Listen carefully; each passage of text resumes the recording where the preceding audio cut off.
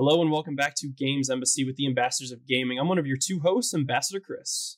And I am Ambassador Michael, your other host. And we have he's another host. I guess I just wasn't expecting him to say things.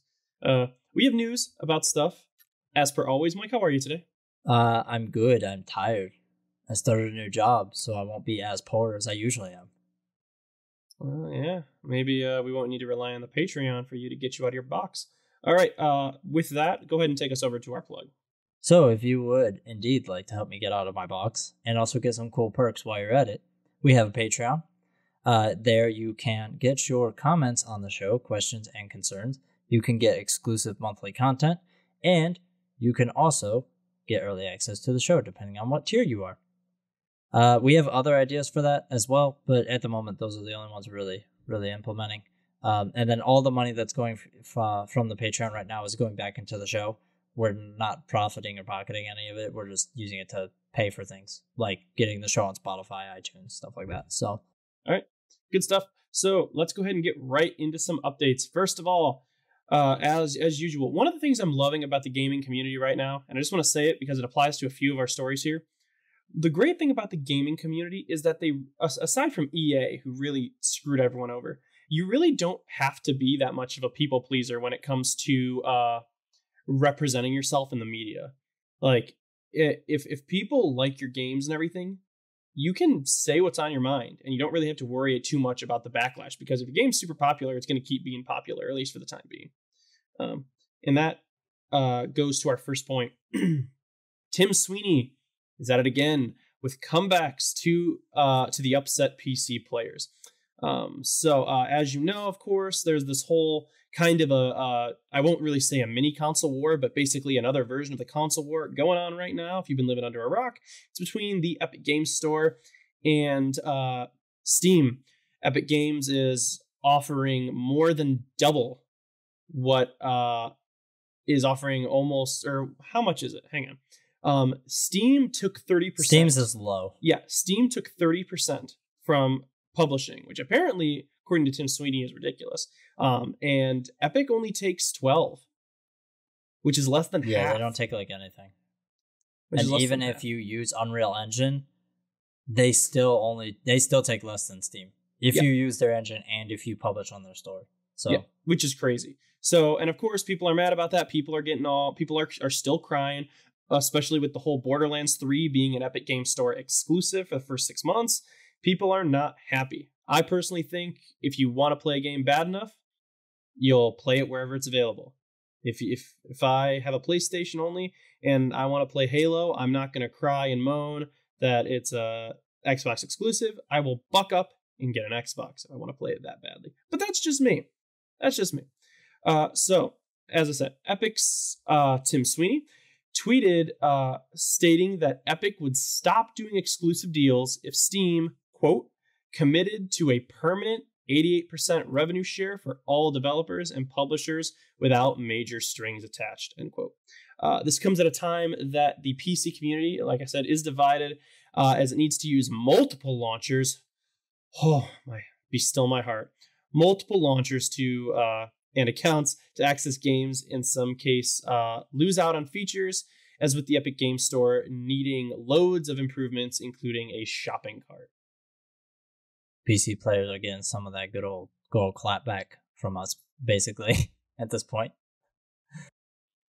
I saw a meme of it was like a few years ago, PC players, oh, look at these console peasants fight over exclusives. And then it's like now, and then it just shows a whole bunch of they pasted, it's from The Simpsons, they pasted over all the kids watching a fight between two people. The two people in the middle are Epic Games and Steam. And then everyone in the background is labeled as Xbox, PlayStation, and everything as the console people are watching the PC people fight. Yeah, it's pretty fun. Yeah, but go ahead and move us on to our next update. Oh boy, you didn't think we would talk about Kingdom Hearts 3 again? I pulled a sneaky on you. Here it is. Kingdom Hearts 3 has a final cut and DLC. So, Kingdom Hearts 3 Critical Mode is now available for all, with the option to carry over your Keyblades from previous playthroughs.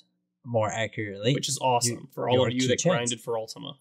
Yes, including myself, because I had nothing better to do.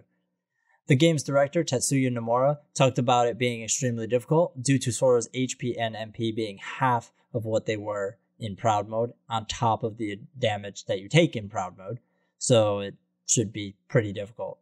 Nomura also spoke recently about the much-awaited Kingdom Hearts 3 DLC, and the current title is Remind. Remind will include an additional scenario titled Remind, a new limit episode and boss, a secret episode and boss, English voice acting options for Japanese owners. At the time, we don't know if you'll get Japanese for English. Maybe. The paid DLC is set to be the final mix of the game, as Square will not release a new final mix for Kingdom Hearts 3. Final mix versions used to release only in Japan and for an additional $50. It was the Game of the Year edition, basically. The free DLC spoken about previously will be a new Keyblade and form correlating to that Keyblade, as that is how the forms were approached in Kingdom Hearts 3. So that's kind of nice. Unless it's like $30. Yeah. I don't remember what I was going to say. Sorry. I had a really good comment. No, it's okay. I don't remember what I was going to say.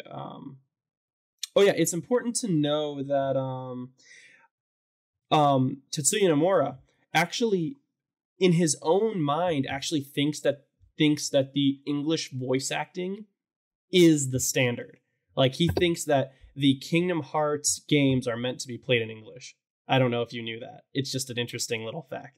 He thinks that the English voices and English voice acting are the voices and the voice acting for Kingdom Hearts.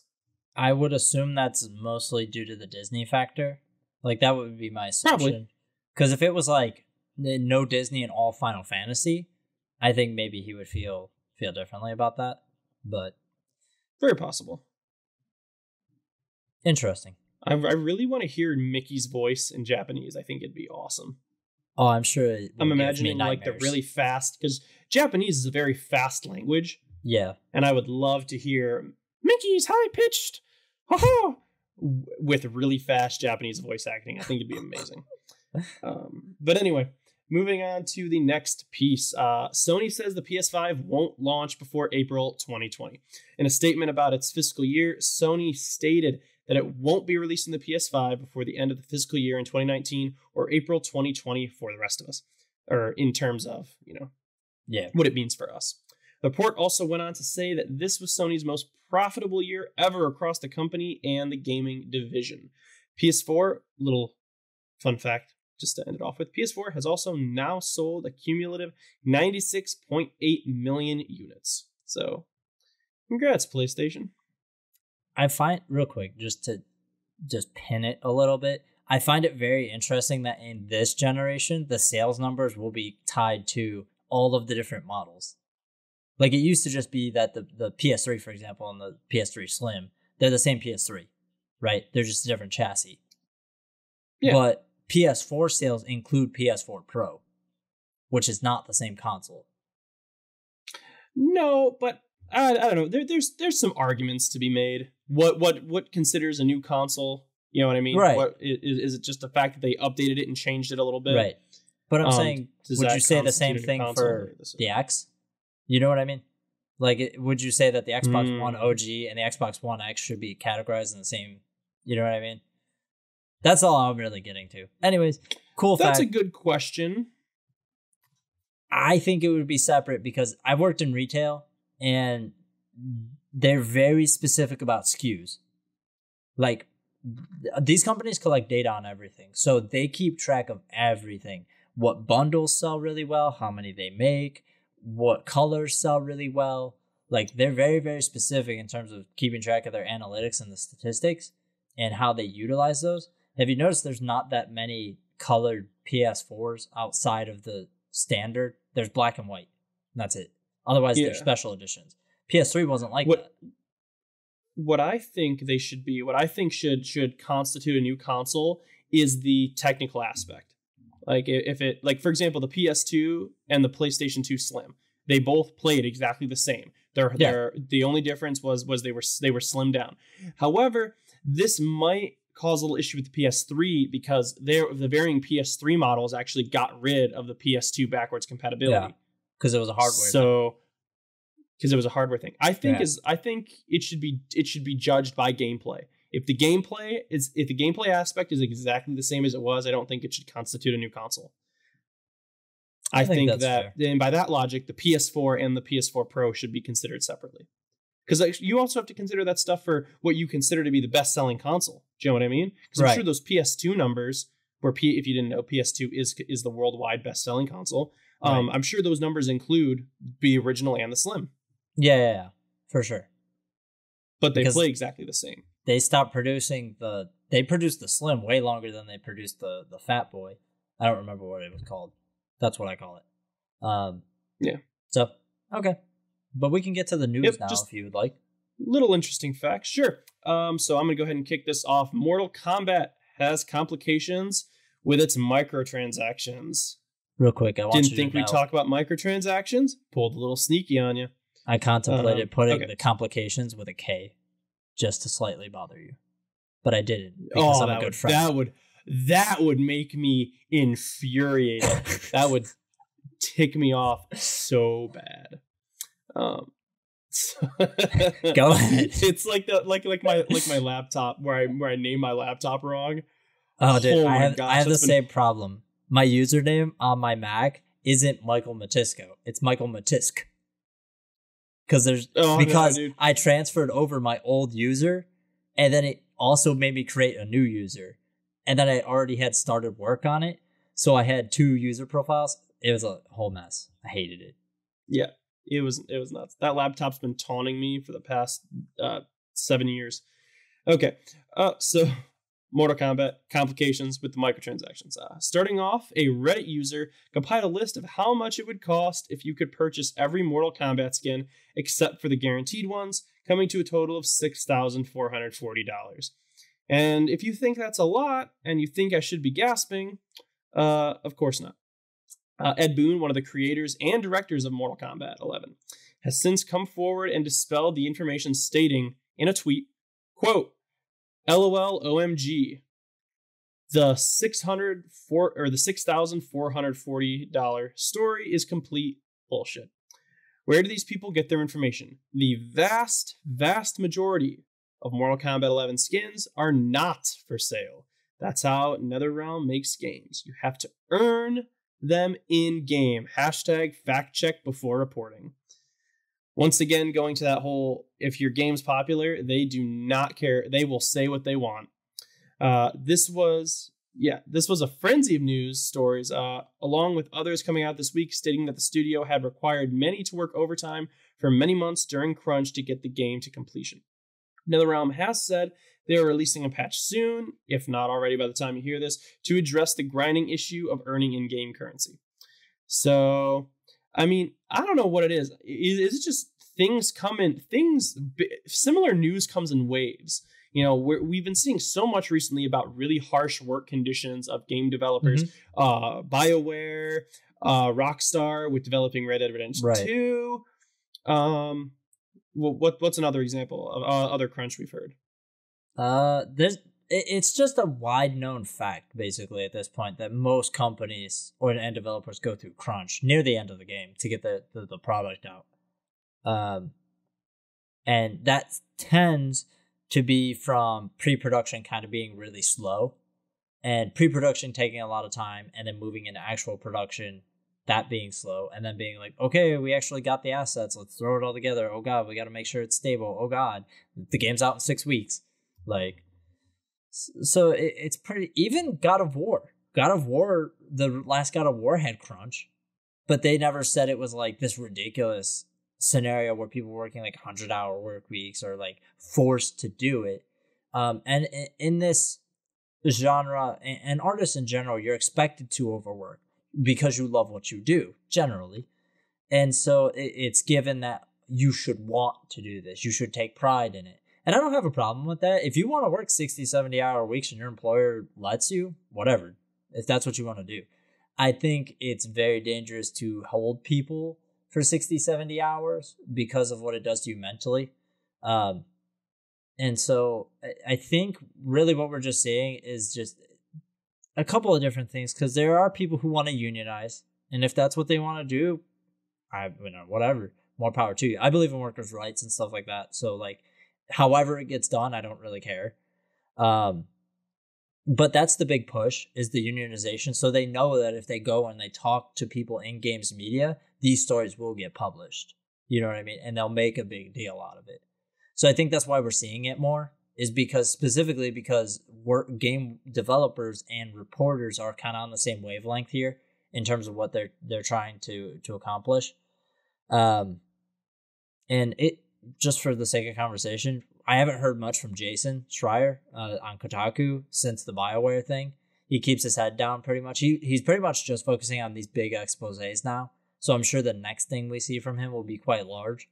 And something like, yeah, exactly, and something like this. So I think that's why, is that they're kind of all on the same wavelength of don't abuse your workers and just get it done. And then with the microtransaction thing, it's a very like, bad company is bad. We have to get mad at something this week. So here's the thing we're going to get mad at. Yep. All right. And so another thing is it's skins. You know, people, this argument's been going around for a while, okay? Developers like to come forward and go, the only thing that are in our loot boxes are cosmetic skins. That's it. But at the same time, you know, I understand that they know, you know, of course they know that people are going to want the skins. They wouldn't go through the time making them if they didn't think that people would want them and people would want to spend money on them. And by that, it's a double-edged sword. Okay? Are they totally within their rights to put cosmetics in for loot boxes? Absolutely. It doesn't alter the game experience. You can choose to get them if you want, or you can choose not to get them. So hearing someone complain about the cosmetics, it just, get over it. It's cosmetic. If you want it that bad, spend the money on it. If you don't complain about it. There are plenty of skins. I play a lot of Destiny, and when I got Thorn, there was a Thorn skin out for it. And I'm like, I'm not buying this skin. I think it's not worth buying. You know, just if you want something bad enough, pay for it. If you don't, right, don't. And you've seen that with I have no Fortnite specifically, because their skins are ludicrous. Yeah. I don't know if you're in tune with that, but like their skins range between like $5 and $20 a piece. Like they're insanely expensive. We discussed on the show a while back. I'm a server, and I heard a kid that was begging his mom to buy him a skin for Fortnite. And this mom was like, this is the most expensive free game I've ever seen. Because it's exactly, they know that they're catering to a lot of younger kids who play the game, and they know that those younger kids are going to pester their mom to buy them every new skin that comes out. Because they don't, I guess, how do I say this without sounding like a jerk? Children at that age don't understand the concept of money to the extent that what they're spending. You know what I mean? Like they understand the concept of I have to have money to buy things, but they don't understand, holy crap, I've spent $600 in skins on this game. You know? Exactly. So, it's the same logic where restaurants put toy machines, like little claw or toy machines, right by the door, so that when the people are going out, the kids will see it and the kids will beg to have it. That's how it is. And like you said, those price ranges, like let's say like Fortnite's, how many years is how long has Fortnite been out? The Battle Royale's been out for almost 2 years now. It's been about a year and a half. 2 years now. Okay. So let's say we've got what? If you buy one $20 skin, and I'm sure there's other things you can buy than skins, like well, yeah, you could buy like they're all cosmetic stuff, but you can buy cosmetics for pretty much everything in that game. Yeah. Three or four of those cosmetics ranging between $15 to $20, and you've already justified a $60 purchase on a free game. Yep. Like, they're not idiots. They know. But these kids don't understand the concept of what they're spending. So I don't know. I don't have a problem with Fortnite skins because they're very upfront about it, and it's very much like just pay what you want. And if you're spending $400 or $500 on skins, that's on you and your kid. You know. Yeah. So this is a, I don't know. Go ahead. This is a very good segue into our next news piece. Yeah, actually it is. So regarding crunch, and workers' conditions, and Fortnite. The Fortnite developer Epic, total coincidence that happened. right? The Fortnite developer Epic Games is in crunch apparently continuously. According to a report by Polygon, Epic Games has felt the need to have their developers crunch for, quote, consecutive months of 70-hour work weeks, end quote. This comes due to the competition in Battle Royale and it being the, quote, household game. That's my quote, not theirs.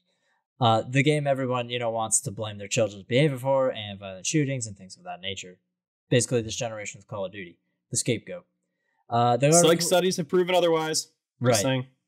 The article goes on to explain and quote some sources claiming this affected contractors and developers, but the contractors, however, were paid overtime, while developers are salary or were salary, depending on their position. The reason for the crunch is to maintain the popularity of the game, along with, quote, patching all the time. The executives are focused on keeping Fortnite popular for as long as possible, especially with all the new competition that's coming in, end quote.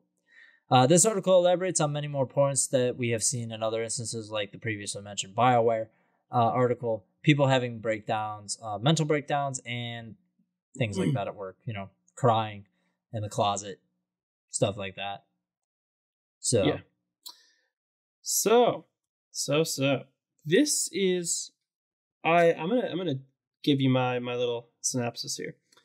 I think that when Apex Legends came out, and the amount of people that flocked to it who didn't really care for Fortnite or didn't really care for the building aspect of Fortnite, like myself, flocked to this game, and I think it put the fear of God into Epic.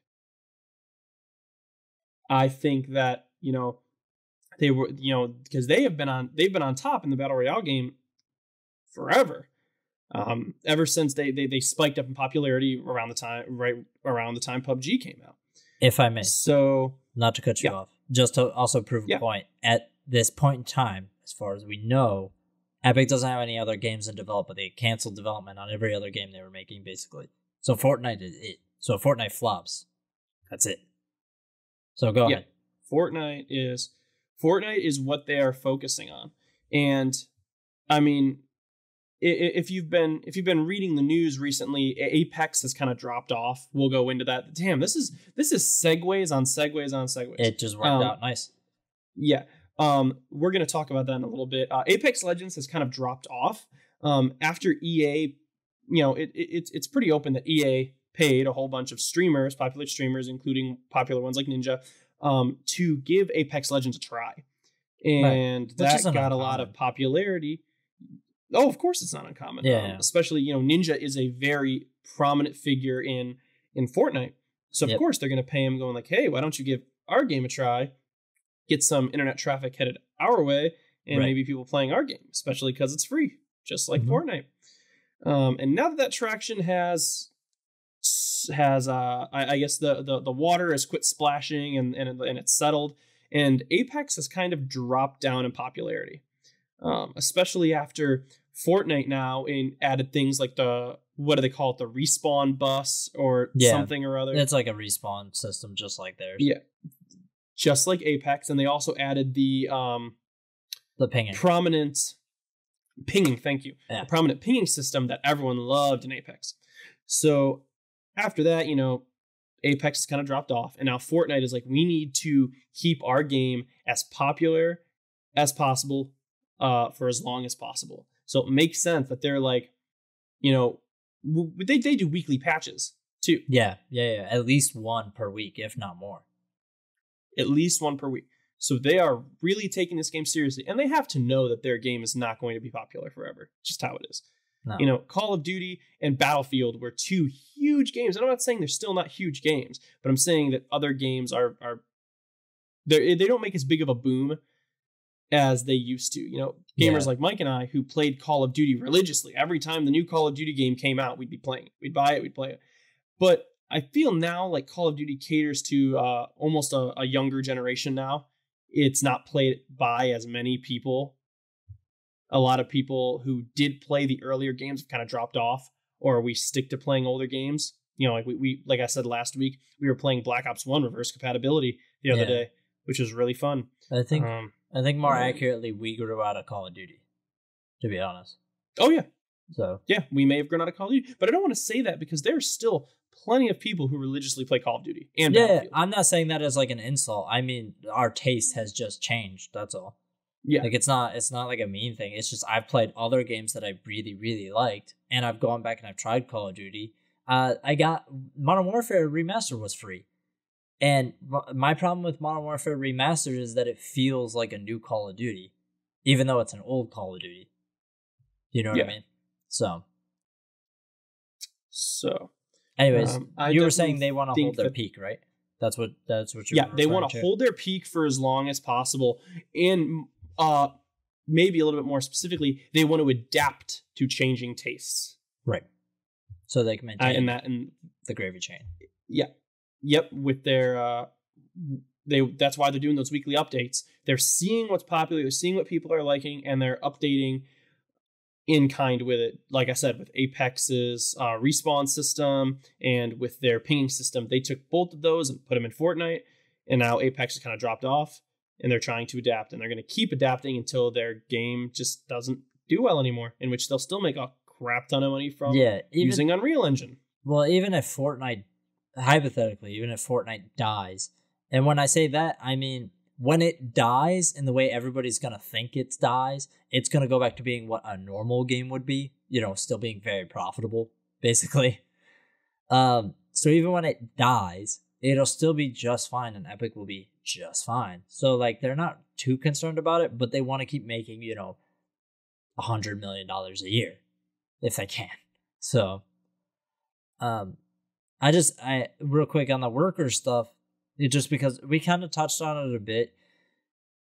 Again, I don't have a problem with you saying, hey, we need this or that. I've been thinking about this a lot lately, just in general, because it's a common argument. And the problem is that they don't want to pay more people benefits. Basically, is the short version, is it's more expensive to hire more people and pay them benefits than it is to just have one person work 70 hours. And I just don't agree with that philosophy in terms of running your business. Like, I would never do that to anybody who works with ambassadors. I would never be like, you have to work 70 hours a week. I would just hire another person. But that's just me. Yeah. I hear where you're coming from, and it's easy. I hope you don't take any offenses, but it's easy to say that from our point of view. It's very easy to say that from our point of view versus when you're the person running the business. And you're the person running the business and stuff like that. Yeah, exactly. I can understand one person or a team of people working 70-hour weeks. To them, they wouldn't even think that there was anything wrong. They wouldn't bat an eye at it. Right. It's easier when you the higher up you sit, the harder. Oh my gosh, this is an awesome quote. I just came up with this on the spot. The higher up you sit on the chain, the harder it is for you to see what's actually going down at the bottom. Yeah. Which means you won't have any problems with it. Pretty much. That's more or less how it goes. So yeah.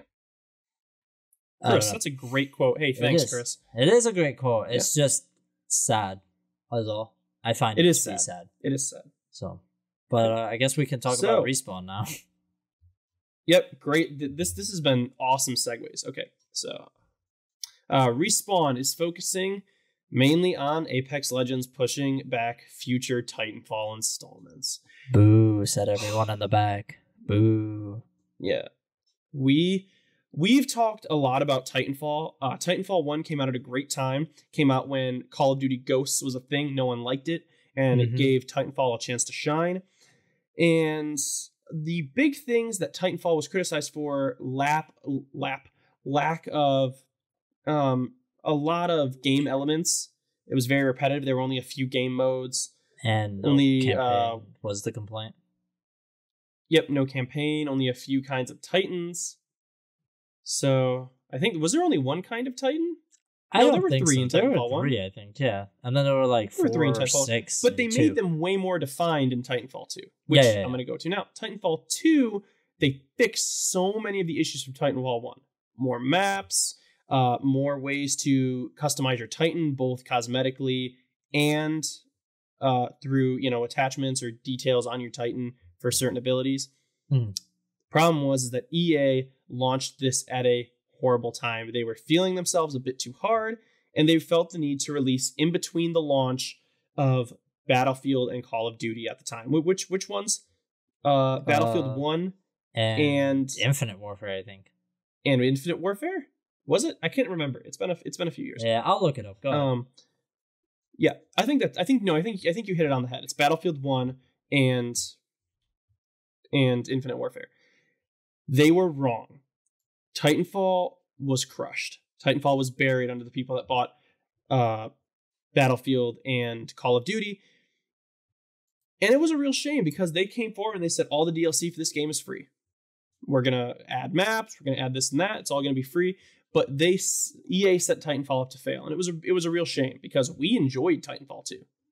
Titanfall 2 is probably one of, if not the best multiplayer shooter this generation. And I'm confident in saying that. Titanfall's movement is so good. The speed and everything, it just got buried. It was a shame. Same thing happened with I'm not gonna branch too far into this, but the same thing happened with the popularity of what was the game? It's like Overwatch. We played it a little bit. It was really fun. Oh, Lawbreakers. Yeah. Lawbreakers came out and it was super saturated. It was like the last hero shooter to come out, and it just flopped hard. People played it at first a lot, and then it just dropped off, and it's a shame because they abandoned that game too. I finally deleted it as my final rest in peace because you can't play it anymore. Yeah, so not going to go too far on that, but so that's where Titanfall was set before Respawn came out with Apex Legends. So now I'm going to get into it. Respawn wrote a lengthy post regarding their future and the current work they have going on for Apex Legends. They addressed 4 major things, or the things that they addressed were slow server performance at the beginning of matches, audio issues, cheaters, or as I like to say, soft cheaters who are cheating, kind of hard to be detected, little things, and hit registration issues. Respawn also went on to talk about the future of Apex Legends. They're going to be launching seasons with a new battle pass, another new legend, changes to the meta, and more. Thoughtful updates, not unlike Fortnite's weekly patches. Improved communication and visibility about the future and what they are working on. Things to expect, things for you to look forward to. EA Play in June will reveal Season 2. Respawn lastly goes into how the teams are working and what's happening at the studio. This is a quote from them. Quote, lastly, regarding other games in development at Respawn, it is important to understand that there are entirely separate development teams working on Apex Legends and Star Wars Jedi Fallen Order. Additionally, in order to fully support Apex Legends, we are pushing out plans for future Titanfall games. No resources from the Apex Legends team are being shifted to other titles in development here at the studio, nor are we pulling resources from the team working on Star Wars Jedi Fallen Order. That's sad. I understand what they're doing. As I said earlier, Apex took a hit. It's not doing too well. There hasn't been really all that much updating. And here we have Fortnite adapting very well. It's trying to stay popular. So they are trying to dedicate. They think that their cash cow can be salvaged. Yeah, I think the Fortnite thing and the Respawn thing are also two different things because Epic is huge. They have a lot of developers, like hundreds of developers. And Respawn has less than that. But still, I think what ultimately happens here is probably that the team from Jedi Fallen Order, unless it has already been greenlighted for a sequel, move on to Titanfall. Unless Apex just flops really, really hard here in the next year or two. Because I don't really know. If they greenlight another Star Wars Jedi game, I don't know if you'll see Titanfall for a very, very long time, honestly. Because of the way this is working out. Because EA has not been successful with a lot of their games lately, and Apex has been successful enough. It's been successful enough. So, I don't know. I'm very concerned about Respawn. The criticisms of Titanfall 1 fall on Respawn. It was their first Titanfall game. It was bound to not hit the nail exactly on the head. Titanfall 2 was made amazingly, and it was a poor choice to release it at that time. That was on EA. But it could be that EA doesn't see it that way. It could be that EA just is looking at it and going like, Titanfall didn't work. Either Titanfall 1 or Titanfall 2 didn't really work. Mhm. So now you found Apex. Apex works. Work on Apex. Yeah, that could be that as well. I have a question for you as well. Do you think maybe there's some internal structure within EA, or struggle, I'm sorry, within EA, where it's like maybe Titanfall was making Battlefield look bad, even though Battlefield still outsold it? Or do you think it's just one of those things where maybe they like consolidated and were like, do we need 2 shooters? Not really.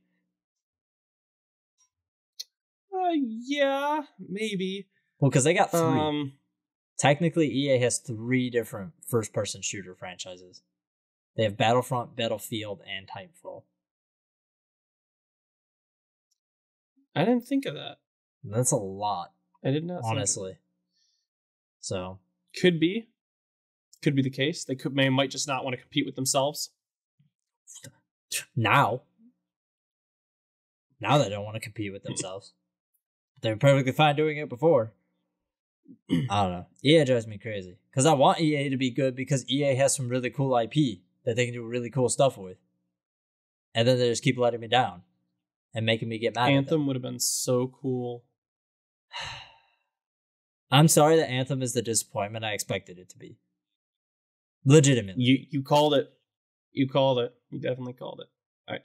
Let's move on to our last piece of news for today. Okay, boy. We're going to talk about something that may not be interesting, but if you're over the age of 22 and you own internet service, listen up.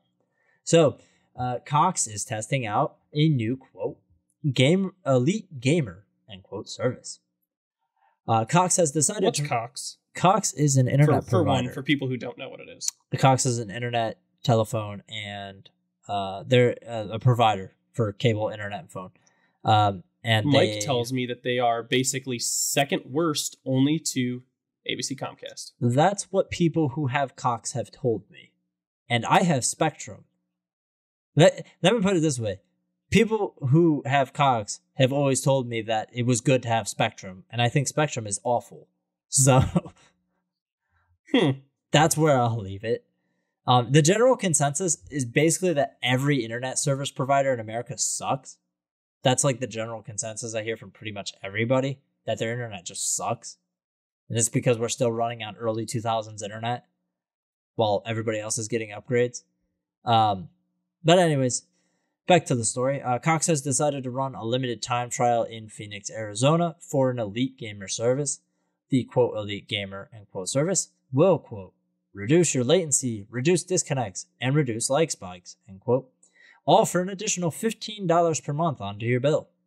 It is also only available to those who have 100 megabytes per second or higher download speeds. Currently, Cox Internet for 100 megabytes per second downloads is starting at $59.99 a month. That is a promotion, and that is before tax. Meaning, this would total at about $74.99 for both services, and that would be the bare minimum, again, not including tax, service fees, and the inevitable price hike once your contract runs out. The max plan that Cox has is $119.99 per month, and that is without the upgrade to Elite Gamer status. It is important to note that it is also a 1 gig per second download speed. Cox has stated that, quote, no customer's experience is downgraded as a result of any customers purchasing Cox Elite Gamer service, end quote. And that's in regards to everybody's worrying about net neutrality being repealed and this exact thing happening. So basically, they're going to charge you $15 more a month to make sure your internet actually works. Cool. I just think that, yeah, this seems like a step in the really, really, really wrong direction. You should rely on your internet provider to do this regardless. You shouldn't be advertising, hey, if you pay us a little extra money, we'll make sure we'll make it our top priority to make sure that there's no lag spikes, no internet dropouts. It's like, but isn't that already what you're supposed to advertise? My thing here is, and I know some people who are against it are gonna be upset about it, but we live in a day and age where some people actually require the internet as much as they require electricity. Like literal businesses millions of dollars every year is funneled into our society over the internet. So it is essential for some people to do their jobs, to run their businesses and stuff like that. We would not be having this conversation about electric or water. If your water pressure was shitty and your water company was like, yeah, we'll fix it, it'll be $20 more a month, you'd be like, fuck off. And the same thing with your electric. If your just lights shut off randomly or flickered and just like all your stuff kept turning off, you're like, hey, what the fuck? And they were like, yeah, you just pay us an extra $20 a month. You're like, no, that's just what you're supposed to do. You know what? I like where you're taking it. I like where you're taking this. We're at a time now where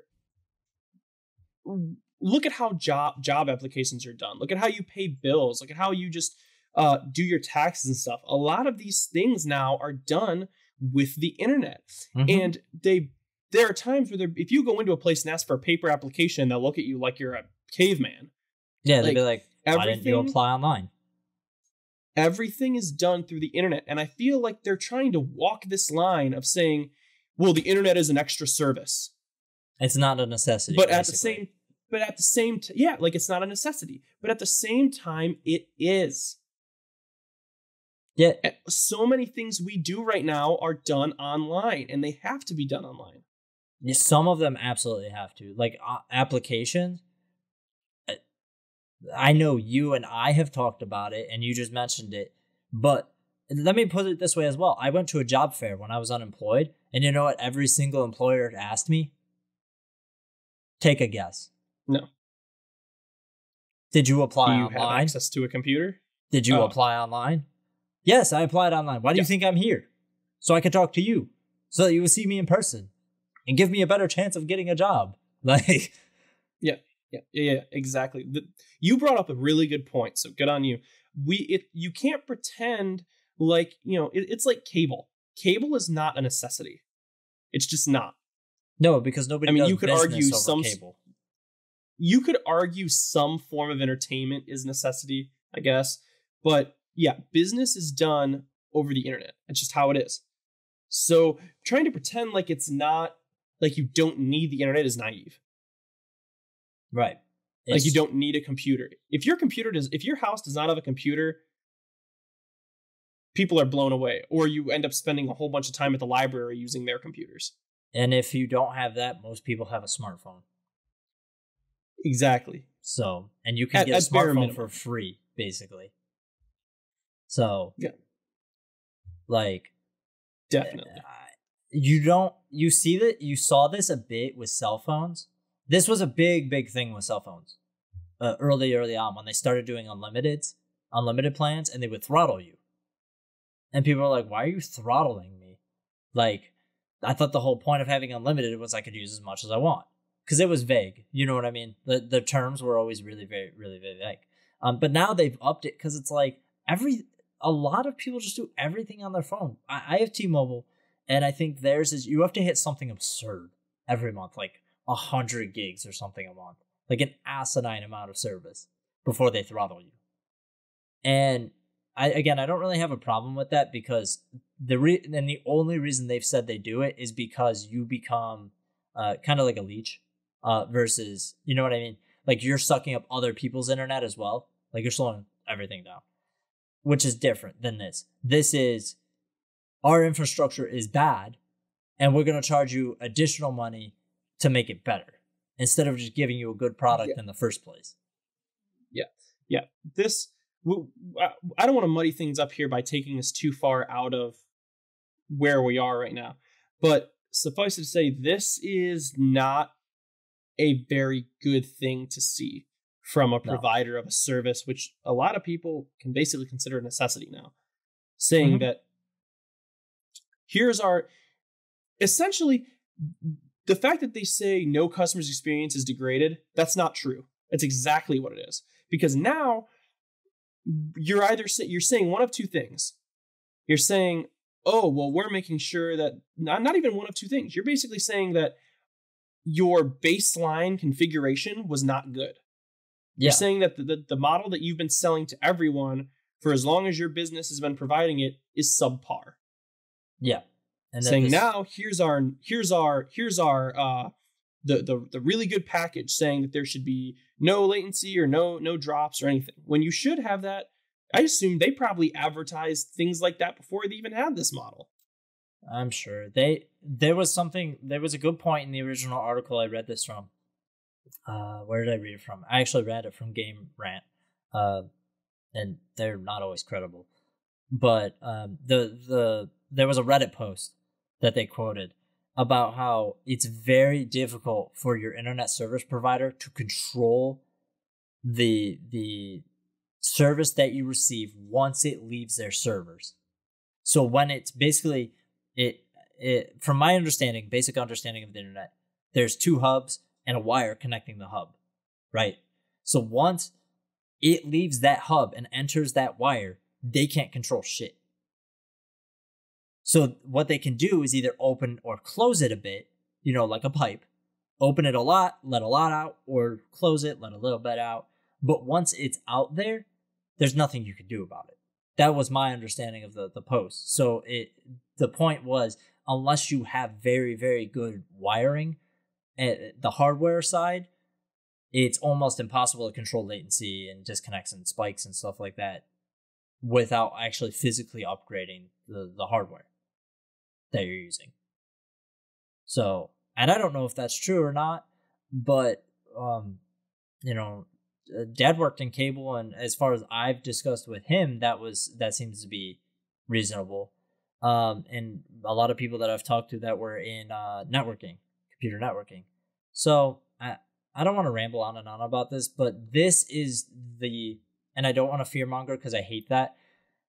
It's just something to keep an eye out, and don't give them your money. Like, if your internet sucks, just find another provider. And if you can't find another provider, do not give them additional money because it will keep making it worse. All it'll do is validate it. Exactly. So that's Next why... thing you know, they'll come out with tiers. Saying, like, just like how it used to just be unlimited. Like when we were talking about cell phones, it used to just be, hey, this is unlimited data. Now there's tiers of unlimited data. Like you said, now this tier of unlimited data, you drop off after this much. Mm-hmm.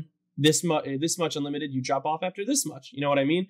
Right. So I think this is a really good place to put it. This is a bad, at least I'm not a businessman. I'm in school for physics. Fair enough. This from a consumer, this looks like a very bad model. For us, yes. For them, it's very good because they get $15 a month for doing nothing. For basically doing nothing. So if they took that $15 a month, here's the thing. Let me put one last cap in this, and then we can end. Unless you have something to rebuttal with.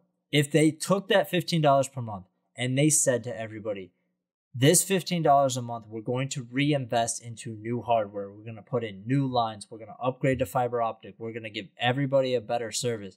The people that pay this $15 will, however, just have the best service. But everybody else will have really good service. I would be okay with that. But as of right now, you have subpar service, and then you're going to sell $15 a month for on-par service, if that, and then you're not going to upgrade your infrastructure, and it's going to continue to degrade like it has over the last 15 years. So I'm a little upset about it because I've had a lot of problems with internet providers. This is one of those things where I'm not going to lie, I'm kind of projecting and taking it personal. Because, like, Spectrum has fucked us a lot of times on recording this show and just in general for me and what I need to do. And so we had to change our entire recording setup just because you can't get your internet to work. Because it specifically does not work with video chat when using... with video chats. There's something wrong with the way Spectrum has their stuff set up in this area that if you try to use video chats, you just lose package. Like, you lose packets of data ridiculously, like hemorrhages data, basically. And they're not doing anything to fix it. So we had to change the entire way we recorded the show. So. Yep. No more face cam, rather than just recording over Skype.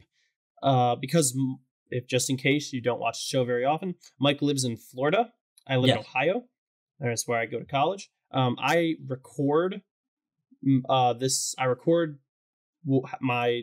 audio natively on my computer and send it to Mike to work into the video. Right. And don't get me wrong, devil's advocate, it has improved our show a lot. The quality of the show is a lot better than it was, and it makes for editing easier. Oh, yeah. But at the same point, I can't do business calls with people. If somebody asks me if they can Skype me, I'm like, I have to use my phone. I'm sorry. And it doesn't come across very well. And it's very upsetting.